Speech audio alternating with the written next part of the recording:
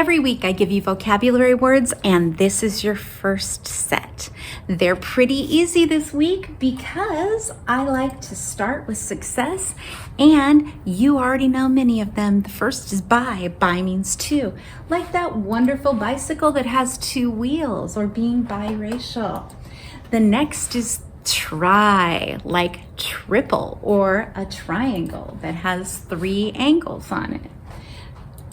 The next one is oct. Pretty easy. You're thinking of octagon, you're thinking of octopus, but there's a mystery I'll tell you about some other time, and that is, why is October the 10th month if oct means 8? Good question. We'll find out. And phobia, your greatest fear. What is it?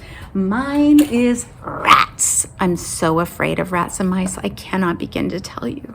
I will tell you many stories of it in the future. So it is your fear. The next, of course, is uni. One of my favorites. Uni just means one, like there's one universe, supposedly. And of course, I love the picture of the unibrow. One brow. If you have that, rock it. I love it. Go on with your bad self, Luna. It means moon. And one of the words that goes with this is lunatic.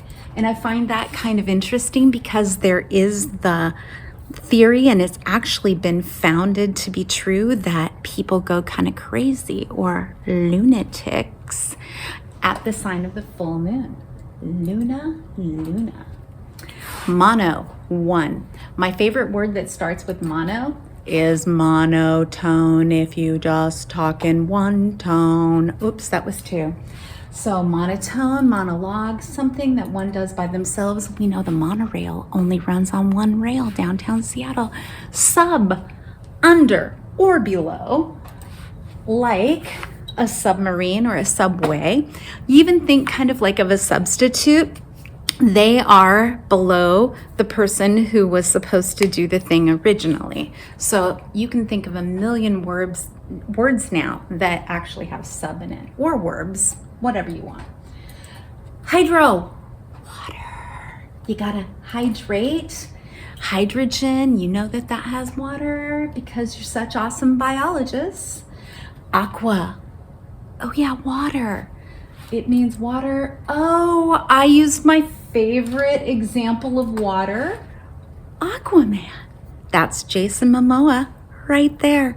Water, aqua, Jason. The next is bio. I can tell you right now that you guys will all take biology while you're here at South, and bio would be the study of life. Like, for example, you know biology, but like a biohazard would be anything that is hazardous to our life. So the next one, pyro. If you like fire, you might be a pyromaniac, because pyro means fire, and pyrotechnics is another word. If you're a pyromaniac, you might want a career as a pyrotechnician, which is someone who figures out the firework displays. That would be a great way to channel that. Now, when you see a little mark here that comes before the word, that means that it's a suffix and it can only go at the end of a word. So this is less, and it means without. And as you can see, no one wants to be without toilet paper. We almost all were in COVID, but everything's okay now. If you use the word less, you have to have it at the end. You can't say I'm less home or I'm less clue. You say I'm clueless, right? So put it at the end, and it'll always mean you're without the thing that was before it. In the 90s, I was dateless, without a date. You know what I mean? All right, next is anti. If you are anti something, you are completely against it. One thing that I'm very against is war. So I always put anti-war, anti-anxiety medicines. They help us combat and go against our anxiety. There you go. And multi, you can probably figure it out. If you're a multi-millionaire, you don't just have $1 million. You have many millions. You have stacks and stacks of millions, you multimillionaires. Ology, take note, it's a suffix. It comes at the end of a word. And so you can't say, hey, I'm going to ology bio class. You say, no, I'm going to biology class. And if you know that bio means life and ology means study of, you know biology is the study of life. So there's psychology, geology. Psych means mind, geo means earth. You can figure out what those words mean now. Pretty sure you all know it. If I give you a pre-test, it's a test before the test. So pre means before. So if I preview something, and here is our next one. We're finally to the real words. So you have 3 words left, and I'm going to teach you 3 real vocabulary words just for this week. The first one is ostracize, and that means to completely leave someone out of whatever you're doing and ignore them and shun them. So a lot of people say that ostriches put their head in the ground to ignore what's going on, danger or whatever. Hey, there's a lion, head in the ground.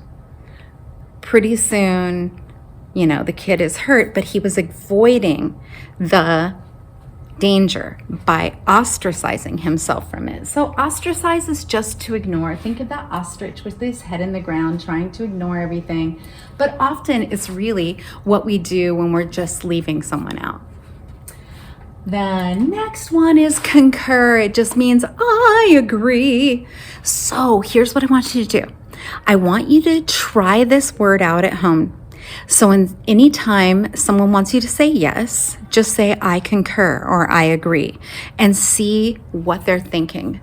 Try it tonight, try it in a few days, come back and tell me this story. All right. Hey, can you do the dishes? I concur, I should do the dishes. First of all, just the fact that you agreed to do the dishes, they're going to be like, ah. And so concur is just to agree. There's LeBron.